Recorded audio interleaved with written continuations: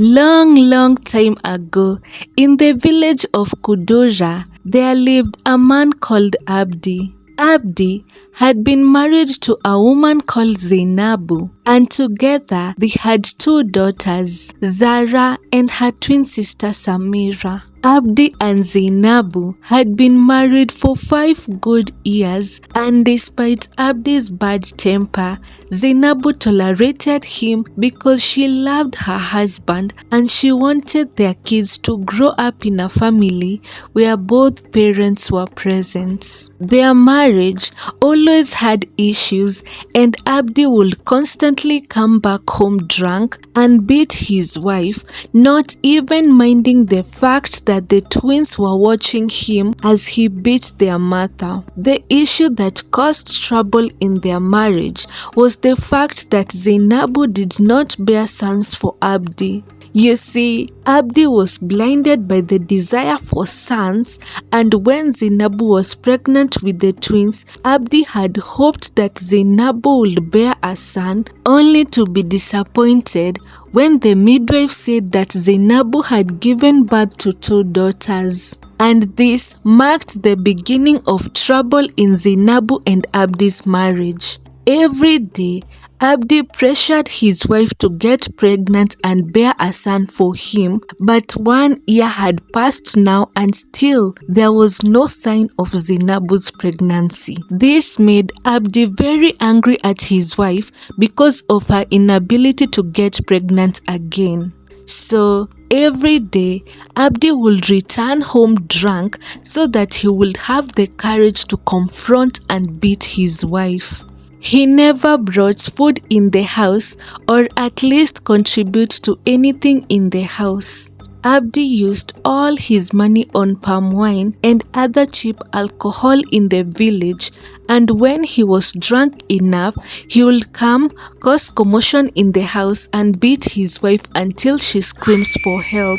The villagers were tired of hearing Zainabu scream every single day because of her husband's beating. The village elders tried to talk to Abdi and they warned him against beating his wife, but he never listened. Zainabu had bruises all over her face and her body, and her back was constantly hurting because of all the abuse she experienced at her husband's house. Because of all the emotional and physical abuse that Zainabu was going through, she tried to talk to her parents to make space for her and her children so that she would end her marriage and leave her husband. But Zainabu's mother told her, "You cannot live with us. You are now a married woman. As a married African woman, you should learn to persevere the things that your husband puts you through and forgive him always. You cannot leave your husband and make us a laughing stock in this village. Persevere, my daughter, persevere. Your father also made me go through a lot, and I persevered, and now we are good and happy. Go to your husband and persevere his beatings and find a way to get pregnant again soon." Oh, Zainabu was heartbroken. There was no escape for her and she felt helpless. And so Zainabu continued to persevere and live with her husband Abdi.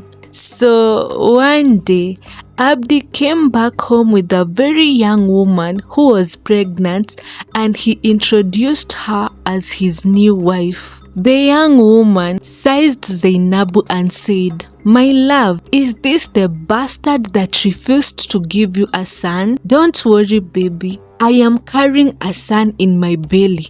I will give you 5 healthy sons." And after insulting Zainabu, Abdi and the young woman went into the bedroom. Zainabu was devastated. "Is this how my life is going to be?" she wondered. Abdi and the young woman came out of the bedroom with Zainabu's clothes as they drew the clothes at her. Abdi shouted at Zainabu, "Go and stay with these stupid daughters of yours at the store. From now on, this house is off your reach." go. And so Zainabu took her clothes and together with her daughters, they went and started living in the store. Zainabu felt so betrayed, and as she was crying helplessly, Zara, one of her daughters, told her, "Mama, do not cry anymore. One day things will be better. Mama, don't cry so that I will not cry." So every day, Zainabu would wake up to be insulted by her husband's new wife. Her husband's new wife, whose name was Salima, was a very rude and lazy person. She never did anything in the house, and she took any chance she got to mock Zainabu for her inability to bear a son for her husband. Salima would order Zainabu to do all the house chores, and whenever Zainabu refused to do anything, Salima would report her to Abdi, who would beat and slap Zainabu. Zainabu went through a lot of suffering in that house. Sometimes, Salima would lie to Abdi that Zainabu had slapped her just to see Zainabu being beaten. In short, Zainabu went through a lot of suffering in that house.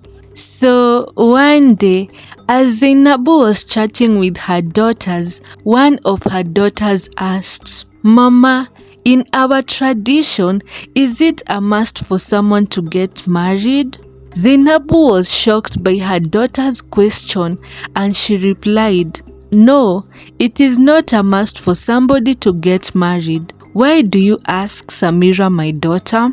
Samira frowned as she said, "Because I don't want to be crying daily like you, Mama. I want to be happy." These words from her own daughter made Zainabu think a lot about her life. As Zainabu sat alone, she wondered when the last day was that she had been happy, and she couldn't remember. Zainabu thought a lot about her life and what she was making her daughters go through, and she decided to leave her marriage. Zainabu was faced with the fear of how she would manage to raise her daughters alone, but she decided to choose peace and leave the rest to the gods to decide. Zainabu took all her belongings and left. Zainabu knew her parents would try to convince her to go back to her husband's house, and she decided to rent a house near the village market. Zainabu started a business of selling wrappers and braiding people's hair, and because of her skills in braiding, soon everyone came to her for braiding. There was not even a single day that Zainabu or her kids slept hungry, for they never lacked. Zainabu worked hard to ensure her kids never lacked, and she took them to school so that they would be educated.